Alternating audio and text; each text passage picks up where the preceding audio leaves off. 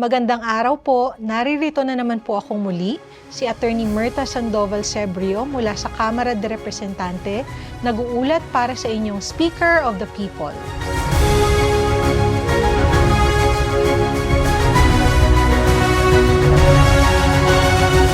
Si Speaker Ferdinand Martin G. Romualdez ay kasama sa delegasyon ng Pilipinas sa makasaysayang trilateral meeting ni na Pangulong Ferdinand Marcos Jr. ng Pilipinas, Pangulong Joe Biden ng Amerika at Prime Minister Fumio Kishida ng Japan.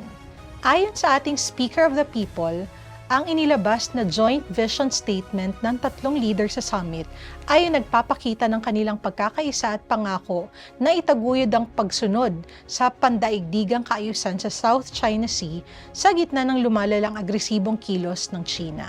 Binanggit din ng speaker na ang Amerika at Japan ay nangako na ipagpapatuloy ang suporta sa mga prioridad sa modernisasyon ng depensa ng Pilipinas at sa pagpapalakas ng kakayahan ng ating Coast Guard. Dagdag pa rito, ang tatlong leader ay magsasagawa ng mas maraming pinagsamang pagsasanay at ehersisyo sa dagat, hindi lamang sa tatlong bansa, kundi pati na rin sa iba pang kasosyo. Kabilang sa mga napagkasunduan ang mga sumusunod. Inilunsad ang Luzon Economic Corridor na magpapalakas ng koneksyon sa pagitan ng Subic Bay, Clark, Manila at Batangas sa pamamagitan ng pabilis na pamumuhunan sa mga mahahalagang proyektong pang-imprastruktura, kabilang ang riles, modernisasyon ng mga pantalan, malinis na enerhiya at kadena ng supply at pag-deploy ng semiconductors, agribusiness at mga pag-upgrade ng sibilyang pantalan sa Subic Bay. Nangako ang Amerika at Japan na magkakaloob ng hindi bababa sa $8 million para sa mga field trial ng Open Radio Access Network at ang Asia Open RAN Academy na nakabase sa Manila. Para ito sa hinaharap na komersyal na pag-deploy ng isang bukas, interoperable, secure, reliable, at pinagkakatiwalaang ecosystem ng teknolohiyang pangkomunikasyon sa Pilipinas. Sa pamamagitan ng CHIPS at Science Acts International Technology, Security and Innovation Fund, magtutulungan ng Amerika at Pilipinas upang paunlarin at palawakin ang workforce ng semiconductor ng Pilipinas para palakasin ang global supply chain. Pinalawak na pakikipagtulungan sa ligtas at secure na pagtatayo ng civil nuclear capacity, kabilang ang trilateral na kooperasyon sa pagpapaunlad ng civil nuclear workforce para itaguyod ang civil nuclear energy program ng Pilipinas. Pinalawak na trilateral na kooperasyon sa pagdeploy ng malinis na teknolohiya ng enerhiya, kasama ang mga proyektong pang-renewable energy tulad ng solar at wind para suportahan ng mga pangangailangan sa enerhiya sa Pilipinas at tiyakin ang isang makatarungang transisyon sa enerhiya. Bukod sa pag-secure ng mga pangakong ito ng kooperasyon mula sa Amerika at Japan, binanggit ng ating Speaker of the People na si Pangulong Marcos Jr.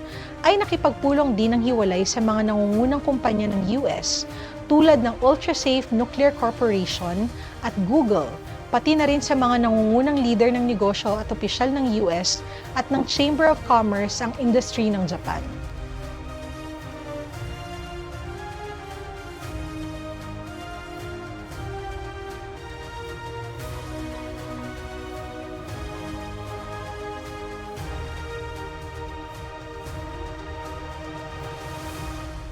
Binigyang diin ni Speaker Ferdinand Martin G. Romualdez ang kahalagahan ng pagpapalakas ng kooperasyon sa depensa at ekonomiya sa pagitan ng Pilipinas at Estados Unidos sa ginanap na US-Philippines Friendship Caucus sa Capitol Hill, Washington, D.C.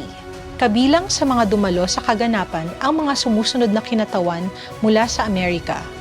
Representatives Gregorio Kilili Camacho Sablan ng Northern Mariana Islands, Robert Bobby C. Scott ng Virginia, Don Bacon ng Nebraska, James Moylan ng Guam at Daryl Issa ng California. Sa kanyang opisyal na pagbisita sa Estados Unidos, nakipagpulong rin si Speaker Romualdez kay Senator Bill Hagerty ng Tennessee, Senator Christopher Van Hollen ng Maryland, Representative Gary Palmer ng Alabama, Representative Amy Berra ng California, Representative James Byard ng Indiana, Representative Ed Case ng Hawaii at Representative Brad Sherman ng California.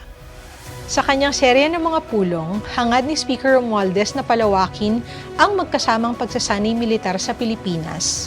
Umapila para sa pagtaas ng pondo ng United States Foreign Military Financing at suporta sa Philippines Enhanced Resilience Act ng 2024 o ang PERA Act. Ang PERA Act ng 2024 ay naghahangad ng $500 million kada taon sa FMF para sa Pilipinas mula 2025 hanggang 2029 o kabuuang $2.5 billion sa loob ng 5 taon.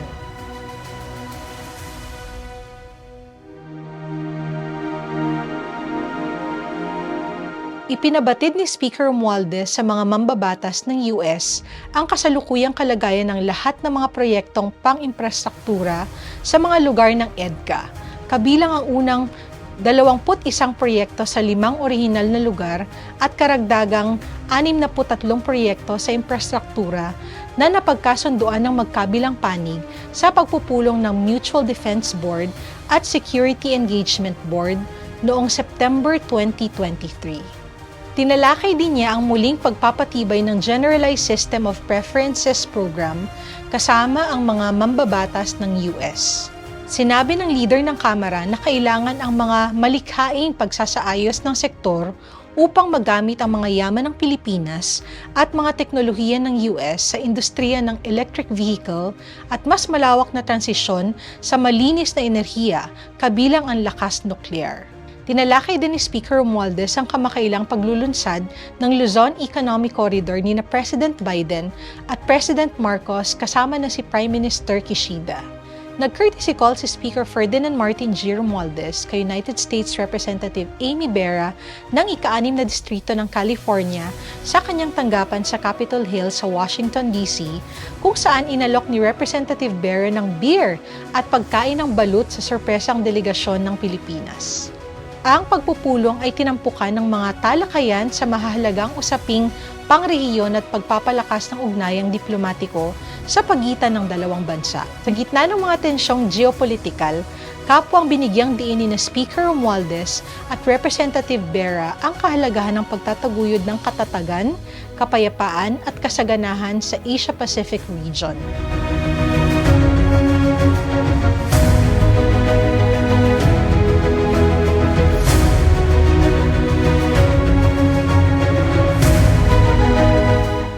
Muli, ito po si Attorney Myrta Sandoval Sebrio mula sa Kamara de Representante, nag-uulat para sa Speaker of the People.